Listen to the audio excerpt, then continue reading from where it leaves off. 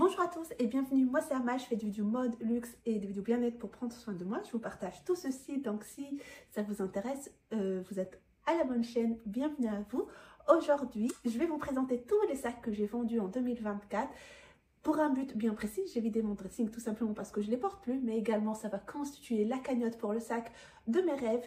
Si vous suivez l'aventure qui arrivera de Hermès, donc vous savez de quoi je parle. Donc dans cette vidéo, qu'est-ce qui va se passer? Je vais vous présenter les sacs qui sont partis, donc 5 ou 6 articles.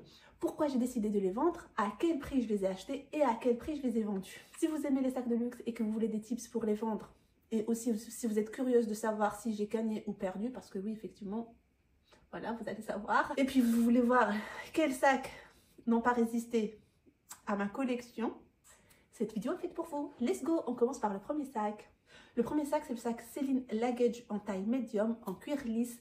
La photo va s'afficher, qui était en noir et en bleu foncé. Donc, premièrement, ces couleurs, c'est des couleurs que j'adore. Depuis toujours, j'ai un faible pour ces couleurs-là. Et je me rends compte de plus en plus parce que le sac de mes rêves est dans les mêmes tons. Et c'est des couleurs classiques qui m'attirent. Donc, je comprends pourquoi j'ai pris ce sac-là.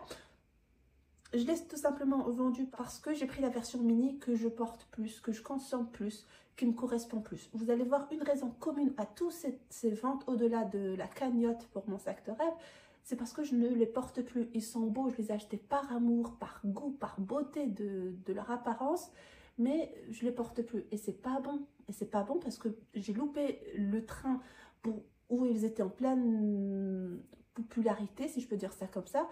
Et ça aussi, c'est pas cool. J'aurais dû les vendre avant quand ils étaient beaucoup plus populaires, etc. Donc, on reviendra sur les tips pour bien vendre et à quel moment plus tard. Donc, ce sac-là, je le vends parce que je le portais plus, parce que j'ai la version mini qui est beaucoup plus confortable et qui correspond aujourd'hui à mon style de vie. C'est un sac iconique de la maison, certes, mais aujourd'hui, on le voit de moins en moins. Peut-être ça va revenir un jour, mais en tout cas, aujourd'hui, il est super sous-coté.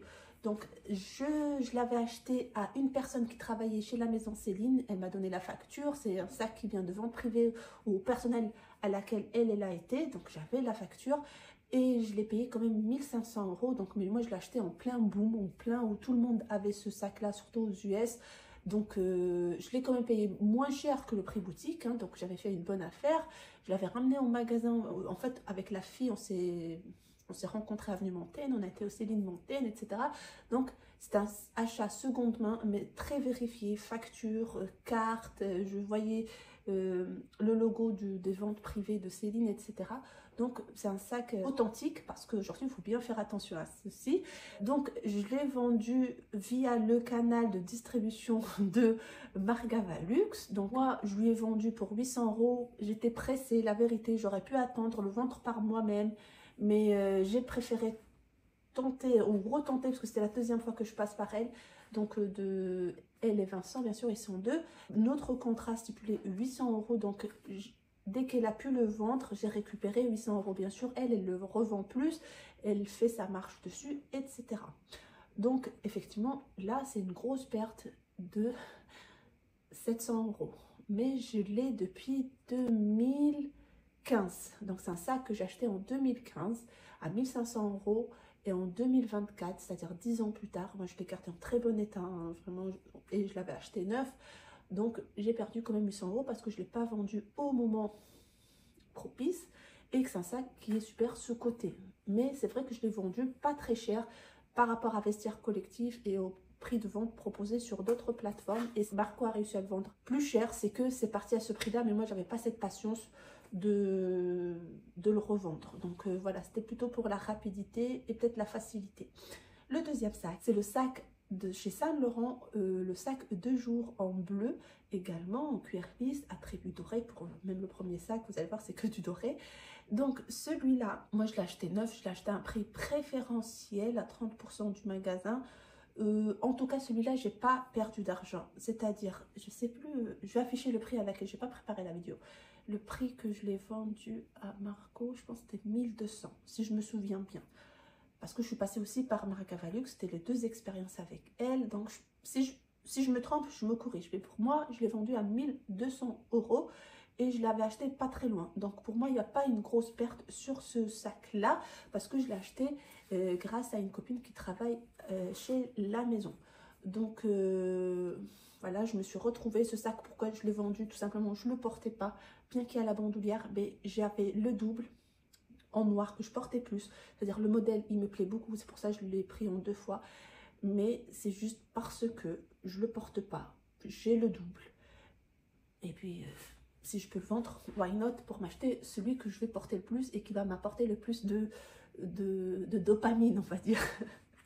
On va rester chez la maison YSL avec mon sac Cassandra que j'ai acheté au magasin. Pareil, c'était au magasin Avenue Montaigne, que j'adore, que j'aime beaucoup. Le format trapèze, vous savez que j'ai un gros faible. Quand il y a une bandoulière, quand il y a une porte à la main, ça me rappelait beaucoup le Kelly. C'était un sac en me disant, celui-là, c'est mon Kelly abordable, sachant qu'il n'était pas du tout abordable. Hein. Le prix, il était super cher. Mais pareil, je vais avoir une petite promotion grâce à ma copine qui travaille dans le groupe Kering. Donc, au niveau de la vente, je l'ai justement vendu à une abonnée de YouTube, Instagram. Donc, j'embrasse très fort. C'était une belle rencontre. Donc, on s'est rencontrés sur Paris. Donc, j'ai réalisé la vente. Encore une fois, je vous ai dit que je vais vous donner les prix et j'oublie, c'est pas cool. Je l'ai vendu à 1650 ou 1750 parce que je filme avec mon téléphone et tout est dedans. Et pareil, ce sac-là, j'ai pas vraiment perdu dessus parce que j'avais la petite promo et c'est pas des sacs d'investissement. Tout ce que je vous liste là, je sais que c'est pas des sacs que j'achète pour m'enrichir, c'est acheté par choix parce que j'ai aimé ces modèles-là, j'ai aimé les porter et en prendre soin. Donc je les garde en très bon état parce que je sais qu'on peut s'en lasser et je sais que des fois, pour X raisons, on doit les revendre. Donc c'est pour ça que j'en prends soin.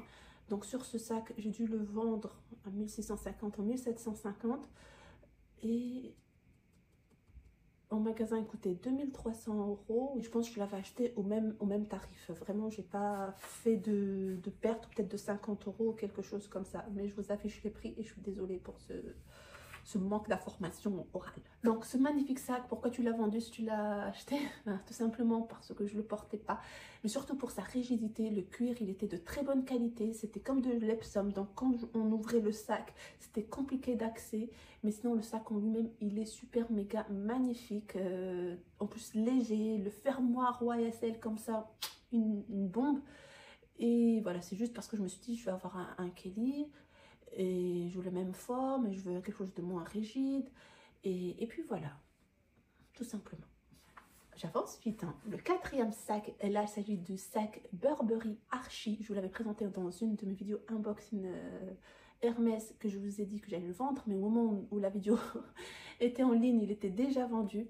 Et du coup, ce sac, je l'ai acheté chez Burberry en outlet. À la base, il était à 595. Il y avait un prix outlet et en plus, il y avait moins 30% dessus ce jour-là. Donc, moi, je l'avais acheté à 375 € et quelques brouettes. Donc, c'est vraiment un prix très accessible pour du luxe. Donc, Burberry, c'est du luxe, mais il propose également des entrées de gamme accessibles, hein, comme d'ailleurs LVMH.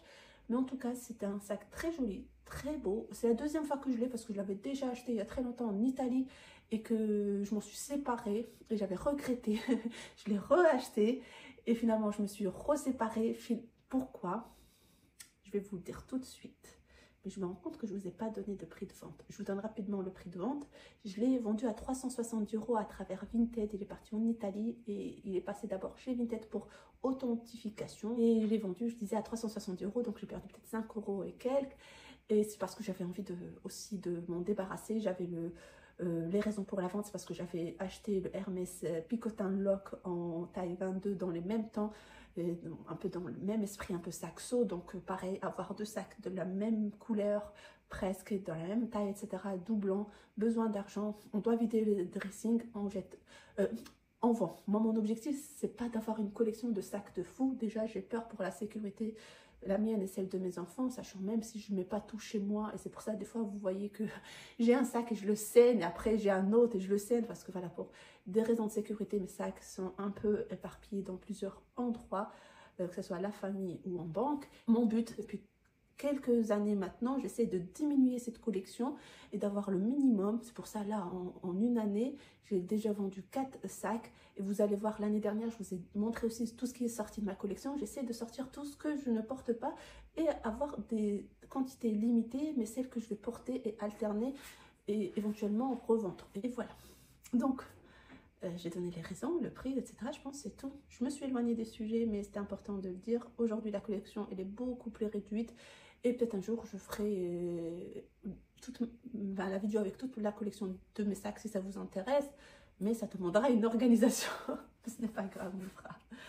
Ensuite, là, on va passer dans la catégorie premium avant d'attaquer les chaussures. Il reste 2 articles. De toute façon, un au niveau premium et un autre article niveau chaussures. Donc premium, souvenez-vous, j'avais un sac Ralph Lauren, ou souvenez-vous pas parce que vous ne pouvez pas tout savoir.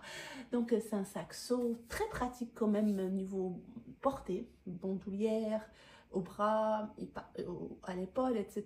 Belle couleur verte comme j'adore, finition dorée, très bonne qualité de cuir. D'ailleurs, si un jour je dois me reprendre un sac, cette couleur m'attire énormément. Donc je l'ai vendu sur Vinted également. Et je l'ai vendu à 175 € ou 179 € si je me souviens bien. Par contre, je ne me souviens pas du tout du prix de son achat, mais il ne doit pas être loin. Maximum, ça devait être 250 €. Mais je me souviens que je n'ai pas trop perdu sur ce sac-là. Et l'envie, c'était juste qu'il parte parce que ça prenait de la place. Mais au moins, je récupère de l'argent. Donc, en gros, il n'y avait rien de mauvais dans ce sac-là. Mais mon optique, un jour, c'est quand j'ouvre mes placards et je dis ça doit partir, ça doit rester. Donc j'ai dit au revoir à ce sac-ci et je suis bien contente. Il me manque pas vraiment, mais la finition, le cuir et la couleur, c'est vrai que ça me manque. Le résumé on va résumer après. Allez, dernier article, il s'agit d'escarpins YSL rouge que j'avais acheté, mais c'était pas la bonne taille, que j'ai jamais porté. Elles étaient trop belles. Donc j'avais eu des prix préférentiels pour celui-là aussi, mais du coup sur cet article-là, j'ai gagné peut-être l'argent. Là pour le prix, je vais les afficher, je suis désolée, ça remonte à vraiment janvier 2024, du coup je me souviens pas du tout. Mais pour dire, peut-être j'ai gagné peut-être 50 €, quelque chose comme ça, vu qu'ils étaient neufs et qu'ils étaient bien. Et je pense que c'était parti en Italie également sur Vinted. Le sac premium Ralph Lauren, c'était également sur Vinted. Et les escarpins YSL également sur Vinted. Donc pourquoi les vendre? Comme je vous ai dit, c'était pas ma taille du tout, elles étaient neuves et je me suis dit ça sert à rien de forcer. Et du coup j'avais d'autres escarpins et je me suis dit je garde ceux-là, ils me font bien et ceux-là je vais les vendre. Donc comme vous pouvez voir, pour résumer, j'ai vendu, j'ai pas trop gagné d'argent. Le but aussi, c'était pas des sacs investissement, mais au moins on voit que ça se revend. Donc je vais pas utiliser le mot investissement, mais je vais au moins utiliser le mot retour ou récupération d'argent. Vous voyez, c'est rarement, quand vous achetez une voiture, vous n'allez jamais la vendre plus cher, à moins que ce soit une voiture de collection, autre chose. Il n'y a que, en gros, l'immobilier et l'or, il faut attendre certaines années. D'ailleurs, j'ai fait une vidéo sur l'investissement des sacs à main, je vous invite à la regarder. Mais au moins, on récupère de l'argent. C'est pas comme on achète des vêtements, on est souvent obligé de les brader. Les sacs à main, on récupère une partie et c'est toujours bon à savoir, mais il faut prendre soin. Il faut prendre soin, il faut être patient pour les vendre. Moi, par exemple, pour les 2 premiers sacs que je vous ai présentés, j'étais impatiente. C'est pour ça que j'ai choisi la facilité. Je ne voulais pas m'occuper de la vente. J'ai voulu passer par Bamlex Illustrator qui a, elle, comment on appelle, un panel d'acheteurs potentiels plus large que le mien. Elle a pu toucher plusieurs acheteurs. Et du coup, ils ont même acheté plus cher de ce que moi, j'ai vendu à Bamlex Illustrator. Donc, vous voyez, si vous n'êtes pas pressé, ça part pas. Vous n'avez pas besoin de cette liquidité. En attendant, vous mettez bien votre vente, vous l'étudiez, vous ne mettez pas des prix exorbitants, hein, quand même, consultez le marché, d'autres sites de revente. Mais sinon, par exemple, pour certains où j'étais pas pressée, j'ai fait un post sur Instagram, j'ai fait des posts sur Vinted, j'ai jamais encore posté sur Vestiaire Collectif, mais je profite de cette vidéo pour vous dire que je fais un vide dressing luxe. Mais quand je dis vide dressing, c'est pas non plus une brocante, c'est-à-dire des belles pièces Hermès et Saint-Laurent et d'autres marques qui vont être mises en vente à des prix raisonnables. Après, négociation possible, mais dans la limite aussi du raisonnable. Donc, je ne brade pas parce que j'ai envie de brader, je brade parce que j'ai envie de vendre. Ça se vend, tant mieux, ça se vend pas, tant pis. Je garde mes affaires, ils sont beaux, je vais m'arranger pour les mettre. Vous voyez ce que je veux dire? Donc, ne vous précipitez pas pour la vente, mettez des bons prix relatifs et, comment dire, raisonnables, voilà. Mais prenez bien soin de vos affaires, rembourrage à l'abri de la lumière, bien nettoyé, de belles photos. J'avoue, des fois, moi, je fais des photos à l'arrache, mais c'est pas bon parce que ça aussi, c'est un facteur très important à la vente.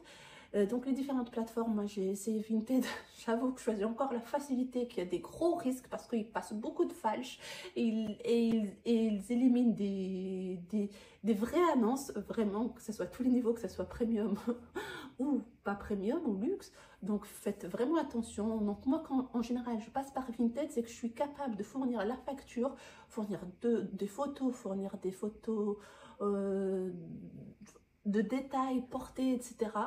Donc c'est quelque chose que je peux prouver, mais c'est vrai que l'envoi est compliqué, surtout les Vinted Go.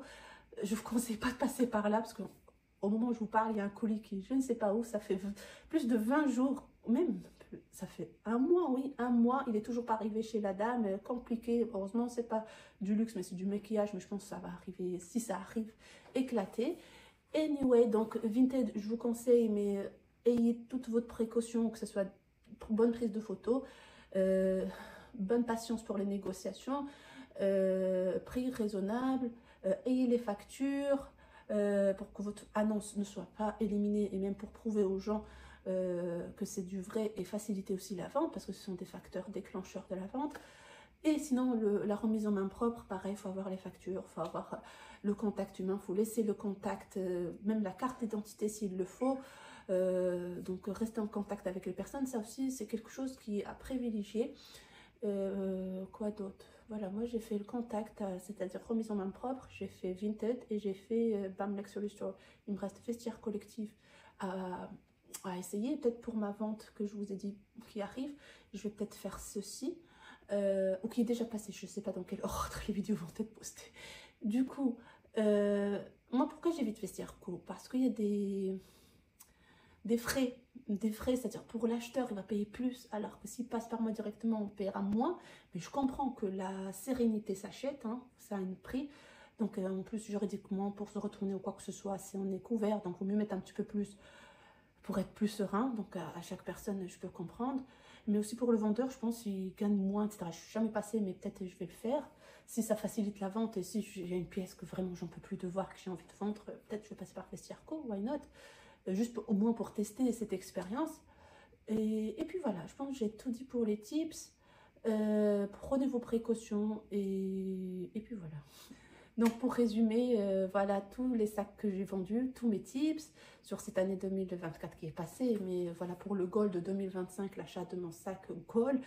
Et aussi pour réduire ma collection, ça sert à rien de garder des sacs que je porte pas, des affaires que je ne porte pas. Je les aime tous, je les ai achetés par amour, mais si ça, je les porte plus, ça sert à rien de les garder. En plus, si ça peut avoir de la liquidité, de la trésor et racheter autre chose, c'est mieux. Pour l'instant, tout ce que j'ai vendu, c'est sans regret. J'ai encore des sacs que je me suis dit, allez, tente de les vendre, mais j'ai peur de le regretter. Donc pour le moment, ça va. Il y aura la vidéo vide dressing luxe qui va arriver. Dites-moi si vous voulez hors luxe, parce que ça aussi, j'ai des articles. C'est ce que j'avais l'habitude de faire, mais je ne le fais plus. Mais pourquoi pas, pourquoi pas. Donc voilà, c'était tout. J'espère que ça vous a diverti, ça vous a donné des tips. Désolée pour le manque de préparation, mais je fais ce que je peux. Bisous, ciao.